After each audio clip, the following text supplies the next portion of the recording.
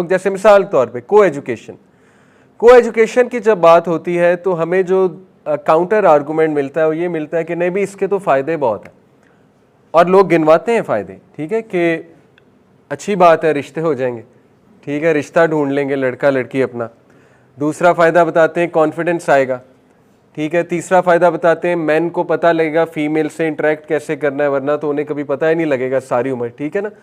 ठीक है, ये इस तरह के फ़ायदे बताए जाते हैं। इसी तरह एक और मिसाल देता हूँ, वेस्ट में सेटल होना, ठीक है। एक है वेस्ट में जॉब करने जाना, फर्दर स्टडी करने जाना, that is not settlement. Settlement is के उधर जाके रहने लग जाना और पुश्तों को वहाँ सेटल कर देना, पुश्तों को। और थोड़ी सी हार्श बात है बट नबी ने उसको मना फरमाया, शदीद नापसंद फरमाया, यहाँ तक कहा है नॉन मुस्लिम्स में जो सेटल होता है वो मुझ में से नहीं, ठीक है। अब इसके बहुत फ़ायदे हैं, नो डाउट। वेस्ट में रूल्स बहुत अच्छे हैं, वेस्ट में लॉ सिस्टम अच्छा है, कोई कह सकता है वेस्ट में हेल्थ केयर सिस्टम अच्छा है, ठीक है, लोग फ़ायदे बताते हैं। मैं आपको कुरानी के उसूल बताता हूँ। देखिए कुरान में सूरह अल बकरा में आयत नंबर 219 में अल्लाह सुब्हानहू व तआला कहते हैं कि ये तुमसे जुए और शराब के बारे में पूछते हैं। They ask you about gambling and alcohol, tell them in them are certain benefits. Allah acknowledge कर रहा है in them are certain benefits but the harms are more. फ़िक़्ह का एक उसूल है, इस्लामिक फ़िक़्ह एक सब्जेक्ट है, जिस चीज़ के हार्म ज़्यादा हैं वो भी हराम है, ठीक है, उसको मना फरमाया गया। क्यों? देखें, अब को एजुकेशन हम एक्सेप्ट करते हैं, कुछ फ़ायदे हैं जो मैंने आपको गिनवा दिए, 2-3, लेट्स एक्सेप्ट, लेकिन हार्म ज़्यादा है। क्या ख्याल है, हार्म ज़्यादा है कि नहीं? आपको भी पता है हार्म ज़्यादा है, ठीक है। बहुत कुछ होता है को एजुकेशन में। नंबर 2, वेस्ट में सेटल होने के फ़ायदे बिल्कुल हैं, सेटल होने की बात कर रहा हूँ। एक है, देखिए देयर इज़ अ डिफरेंस, ये कोई कंफ्यूज ना हो जाए। जैसे इमाम उमर सुलेमान वहाँ सेटल हुए हुए, नुमान अली खान वहाँ सेटल हुए हुए, वो भी तो सेटल हुए हुए, but they are there for a purpose. दावा के लिए सेटल होने की इजाज़त है, ओके, ये बी क्लियर ऑन इट, दावा के लिए सेटल होने के लिए इजाज़त है। बट बिला वजह सेटल हो जाना जाके, जस्ट ये देखना कि वहाँ पे पैसा ज़्यादा है, इसके फ़ायदे हो सकते हैं लेकिन इसके नुकसानात ज़्यादा हैं। हमें सवाल आते हैं, हमें पता है, पिक्चर हमारे सामने, लोग रोते हैं, उन्हें जुम्मे की नमाज नहीं नसीब होती, वेस्ट में चले जाते हैं, बहुत डॉलर्स कमाते हैं, मस्जिदें दूर दूर हैं, जुम्मे की नमाज नहीं मिल रही होती, 5 वक्त नमाज नहीं पढ़ सकते जमात से, कहाँ पढ़ेंगे, मस्जिद है ही नहीं, मस्जिदें हैं तो बहुत दूर दूर हैं। आपने अपना ईमान ख़तरे में डाला, वहाँ जाके आप बाजमात नमाज से महरूम हुए, ये बातें कोई नहीं सोचता। नंबर 2, आप बच जाएंगे, आप बड़े हैं, मैच्योर हैं, आपकी नेक्स्ट जनरेशन जो है वो डेंजर में आ जाएगी। नेक्स्ट जनरेशन के सामने जो फ़िलासफ़ीज़ आएंगी वो कभी ना कभी तो इंटरेक्ट करेंगे ना उन फ़िलासफ़ीज़ से। जेंडर आइडेंटिटी की फ़िलासफ़ी आएगी उनके सामने, वो कंफ्यूज होंगे। कल को उन्होंने फहाशी इतनी ज़्यादा देखनी है, वो कंफ्यूज होंगे। कल को वो क्लबिंग का कल्चर देखेंगे, गोरों को पार्टी करते देखेंगे, प्रॉम नाइट्स देखेंगे, आपसे क्वेश्चन करेंगे। आपके लिए एक्स्ट्रा पेरेंटिंग बर्डन ऐड हो जाएगा, आपने खुद अपने ऊपर बर्डन डाला, समझ रहे, आपने खुद मुश्किल क्रिएट की, आप उन्हें उस माहौल में ले गए कि आपको डबल पेरेंटिंग करनी पड़ेगी।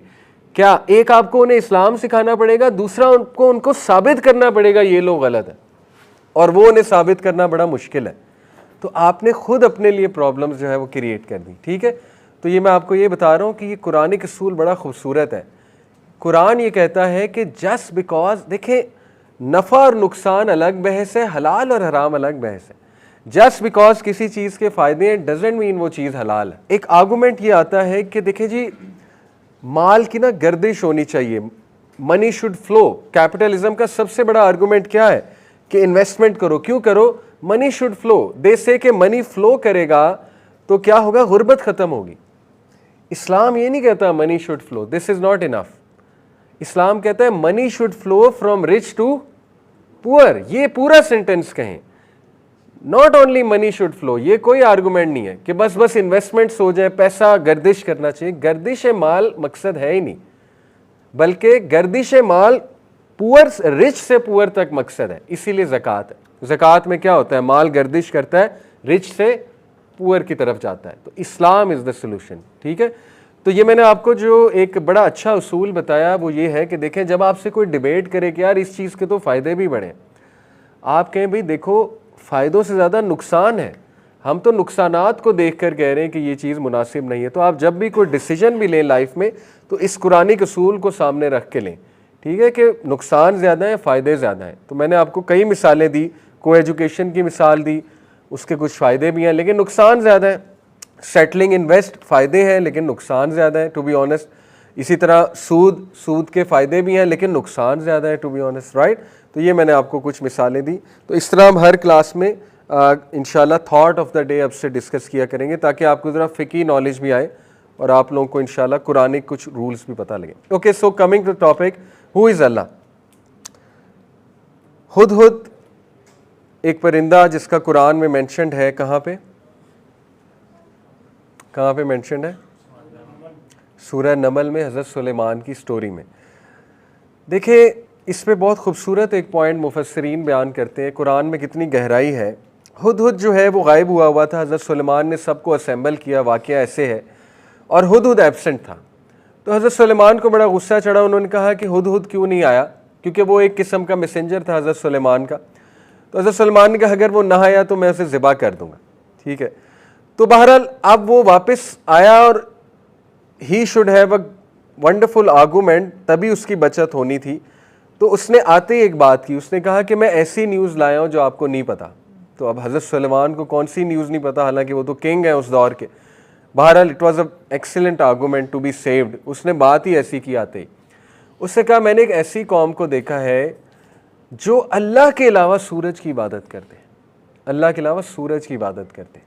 और भी उसने कई बातें बताई, लेकिन अब देखें मुफस्सिरीन कैसे गौर करते हैं कुरान में। वो कहते हैं कि हुदहुद में इतनी गैरत थी कि उसको इतना गुस्सा चढ़ा उस कौम को देख के कि ये लोग इतने बेवकूफ़ हैं कि सूरज की इबादत कर रहे हैं अल्लाह को छोड़ के। हुदहुद न्यू अल्लाह, ठीक है, जानवरों को पता है अल्लाह कौन है। दूसरा, उसने अल्लाह की नेमतों को एक्नॉलेज किया। एक ये पॉइंट है कि हुदहुद ने ये सोचा, मुफस्सिरीन लिखते हैं कि अल्लाह वो है जो मुझे रिज़्क देता है, अल्लाह वो है जो बारिश बरसाता है, बारिश बरसती है तो ज़ाहिर है उस पौधे से ग्रेन्स निकलती हैं, वो ग्रेन्स मुझे मिलती हैं, मैं ग्रेन्स खाता हूँ, अल्लाह करता है। तो उसमें इतनी गैरत थी कि उसने कहा कि ये कौम शिरक कर रही है। अच्छा, मुफस्सिरीन कहते हैं हुदहुद का हिसाब कोई नहीं होना। आपको पता है हिसाब इंसानों का क़यामत वाले दिन, परिंदों और जानवरों का हिसाब नहीं है। उसका हिसाब ही नहीं है तो वो ये कह क्यों रहा है, उसका तो ये इशू ही नहीं है कि कोई कौम शिरक कर रही है, ठीक है। अगर वो ना भी बताता तो अल्लाह ने से क़यामत वाले दिन क्वेश्चन तो नहीं करना था कि तुमने शिरक होते देखा, बताया क्यों। इसकी वजह मुफस्सिरीन ये बताते हैं कि हुदहुद में तौहीद इतनी कूट कूट के भरी हुई थी कि उससे बर्दाश्त नहीं हुआ। वो फितरत पे था, परिंदा जानवर फितरत पे होता है, उससे जब देखा ये क्या कर रहे हैं। तो मैं आपको ये इसलिए हुदूद की मिसाल दे रहा हूँ कि देखें सुभान अल्लाह, अल्लाह ताला हमें खिलाता है, पिलाता है। कभी आपने सोचा है पानी हम तक कैसे पहुँचता है? इसी पे सोच लें, पानी हम तक कैसे पहुँचता है, कौन बताएगा? How does clean water reach अस, कौन बताएगा जी? बारिश के ज़रिए, लेकिन इसका एक पूरा नाम है इस फिनोमिना का साइंस में, वाटर साइकिल। कभी आपने सोचा है वाटर साइकिल पूरा एक पावर प्लांट है, अल्लाह ने नेचर में क्या लगाया हुआ है? वाटर साइकिल में क्या प्रोसेसेस होते हैं? एवेपोरेशन। अल्लाह ताला चाहता है एवेपोरेशन ना होती। सिंगापुर ने दुनिया का पहला वाटर साइकिल बनाया है, देखिएगा आप गूगल पे जाके, ठीक है, water filtration plant through water cycle, and they have done an excellent job. उन्होंने क्या किया है कि सीवरेज वाटर को क्लीन वाटर बना रहे हैं और इट्स गुड, बट क्या वो पूरी दुनिया को पानी पिला सकते हैं? नहीं। अगर पिला भी सकते हैं तो बहुत महंगा बेचेंगे। आप सोचें कि इतनी मेहनत लगी है उनकी, आप देखें कि वो देखिएगा आप पूरा जो पावर प्लांट है ना, उनका पाइप्स लगे हुए हैं। सोचिए कि आप ऊपर देखते हैं आपको पाइप्स नज़र आ रहे हैं, आप कहते हैं यार ये मैं कहाँ आ गया हूँ, आप डिप्रेशन के मरीज बन जाते हैं। आपको क्या नज़र आ रहे हैं? ऊपर बादल, इतनी खूबसूरती, पाइप्स की जगह बादल लगाए हुए अल्लाह ने। कभी सोचें, देखिए वाटर साइकिल क्या है? एवेपोरेशन होती है पहले। एवेपोरेशन कैसे होती है?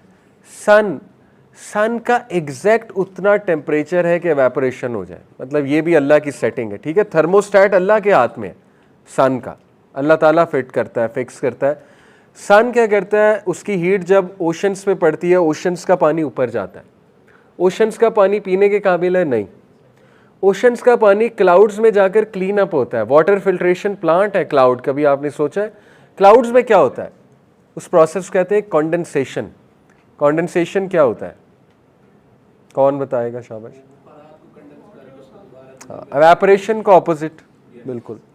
कंडेंसेशन यहाँ हमारे सामने होती है। देखें अभी मैं यहाँ पानी की बोतल रखूँ ठंडी, तो कुछ देर बाद वो उसके बाहर पानी होगा। अब वो उसको पसीना नहीं आया बोतल को, ठीक है ना। वो ये हुआ है कि जो एयर थी वो जब उसके साथ टकराई तो एयर कंडेंस होकर क्या बन गई? लिक्विड। ये तो बहुत बेसिक कॉन्सेप्ट है, ठीक है, लिक्विड वाटर इस तरह से बनाना। तो क्लाउड्स का टेम्परेचर लो होता है, जब उसमें भाप जाती है तो वो पानी बन जाती है कंडेंस होके, ठीक है।